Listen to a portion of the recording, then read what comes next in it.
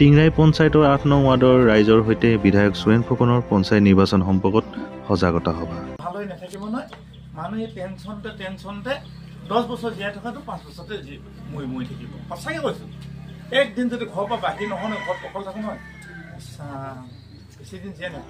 সমাগত পঞ্চায়ত নিৰ্বাচনলৈ ইতিমধ্যে টঙালি বান্ধিছে শাসক বিৰোধী দলসমূহে।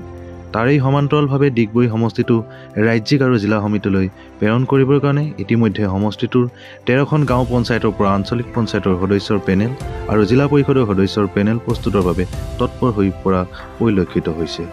গাঁও পঞ্চায়তসমূহত নিয়াৰিকৈ নিৰ্বাচন সম্পন্ন হোৱাৰ উদ্দেশ্যেৰে আজি পুৱাৰ ভাগত বিধায়ক সুৰেন ফুকনৰ টিংৰাই পঞ্চায়তৰ ৮ নং ৱাৰ্ডৰ ৰাইজৰ সৈতে এখনি সজাগতা সভা অনুষ্ঠিত হয়। সভাত প্ৰায় 1.5 শতাধিক ৰাইজে অংশগ্ৰহণ কৰে। আজিৰ সভাত ডিগবৈ সমষ্টিৰ বিধায়ক সুৰেন ফুকনৰ লগতে মণ্ডল সভানেত্ৰী শ্ৰীতি দাস, উপ সভানেত্ৰী নিৰু মৰাণ, বিচিত্ৰ গগৈ, বুথ সভাপতি ৰাজীৱ বৰুৱা, জিলাৰ সদস্য পাপু গগৈ, OBC মৰ্চাৰ সভাপতি বলিন মৰাণ আৰু দলৰ কাৰ্যকৰ্তাসকল উপস্থিত থাকে। অসমত পঞ্চায়ত নিৰ্বাচন অনুষ্ঠিত হ'ব। সেয়ে আমি ডিগবৈ সমষ্টিটোৰ 13খন গাঁও পঞ্চায়ত আছে। 13খন গাঁও পঞ্চায়তৰ ইতিমধ্যে আমাৰ আঞ্চলিক পঞ্চায়তৰ সদস্যৰ পেনেল, তাৰপিছত জিলা পৰিষদৰ সদস্য পেনেল আমি প্ৰস্তুত কৰিছোঁ ৰাজ্যিক আৰু জিলা সমিতিলৈ প্ৰেৰণ কৰিবৰ কাৰণে।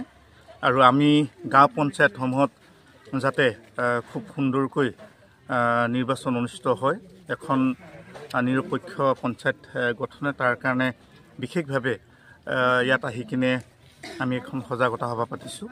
আৰু প্ৰতিদিনাখনে প্ৰতিটো বুথতেই আমি সজাগতা সভা পাতিছোঁ আৰু ৰাইজৰ যথেষ্ট সঁহাৰি পাইছোঁ। আৰু টিংৰাই গাঁও পঞ্চায়তৰ 10টা ৱাৰ্ডতে যোৱা সময়ছোৱাত আমি যথেষ্ট কাম কৰিছিলোঁ।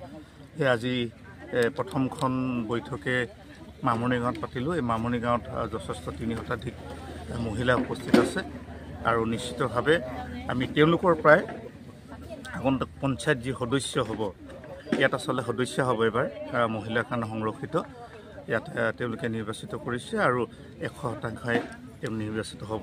আৰু তেওঁলোকে 10 গৰাকী সদস্যৰ লগ লাগি পঞ্চায়তখনৰ কাৰণে এজন উপযুক্ত সভানেত্ৰী তেওঁলোকে নিৰ্বাচিত কৰিব। গতিকে এই ক্ষেত্ৰত বিশেষকৈ মাননীয় মুখ্যমন্ত্ৰী ডাঙৰীয়াক আমি ধন্যবাদ দিছোঁ। তেখেতৰ নেতৃত্বত সমগ্ৰ অসমৰ 126টা সমষ্টিত সকলো অঞ্চলতে উন্নয়নৰ যাত্ৰা অব্যাহত আছে। গতিকে এই মুহূৰ্তত আমি ধন্যবাদ দিছোঁ আৰু ৰাইজকো ধন্যবাদ দিছোঁ যে ইমান বিহুৰ বতৰৰ মাজতো সকলোৱে ভাৰতীয় জনতা পাৰ্টীৰ হৈ আজি প্ৰচাৰ প্ৰসাৰতাৰ কাৰণে তেওঁলোক ওলাই আহিছে। গতিকে এই মুহূৰ্তত সকলোকে ধন্যবাদ দিয়াৰ লগে লগে সাংবাদিক বন্ধুসকলক আমি শুভেচ্ছা আৰু ওলগ দিম। Bureau report B+NE।